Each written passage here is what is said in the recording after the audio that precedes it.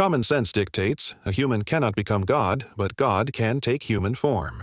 This is the revelation of Jesus, not a man achieving deity, but YHWH himself, manifested in flesh. Why did Jesus choose the term YHWH, I am? Because it's unique in being eternally present tense, but not like how we use am in everyday speech. When we say I am David or I am hungry, we're using am to connect ourselves to something else. But when God revealed his name to Moses at the burning bush in Exodus 3:14, he commanded, "Say this to the people of Israel, I am has sent me to you," and the verb of being itself is the name. God doesn't need to say, I am something. He simply says, I am, as a complete identity. This means eternal self-existence. God simply is, always, everywhere, unchanging. When Jesus uses this name, he's not just using present tense grammar. He's claiming to be the eternally self-existent God, declaring, you see God before you right now. The Jewish audience understood this immediately. In John 8:58, Jesus declares, before Abraham was, I am. Not I was before Abraham in past tense, but I am in eternal present. They picked up stones to kill him for blasphemy in John 8:59 because only God can claim eternal self-existence.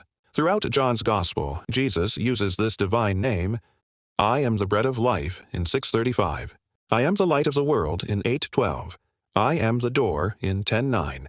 I am the good shepherd in 10:11. I am the resurrection and the life in 11:25.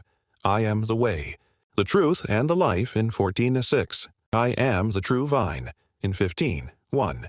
Each statement was blasphemy if spoken by a mere man. Each was literally claiming the God you see before you, the eternally self-existent one, is the bread of life, the light, the resurrection. When soldiers came to arrest him and he said, I am, they fell backward in John 18:6 from the physical power of the spoken divine name. When Jesus said, I and the Father are one in John 10:30, the Jews again picked up stones, saying, you, being a man, make yourself God in John 10:33. They understood exactly what he claimed. And when Thomas worshipped him saying, my Lord and my God in John 20:28, Jesus accepted this worship, using the same Greek word for worship, proskuneo, that he declared was for God alone. When he told Satan, you shall worship the Lord your God, and him only shall you serve, in Matthew 4:10. If merely human, he would have rebuked Thomas as Peter rebuked Cornelius in Acts 10:25-26. But God accepted the worship because this fulfilled prophecy.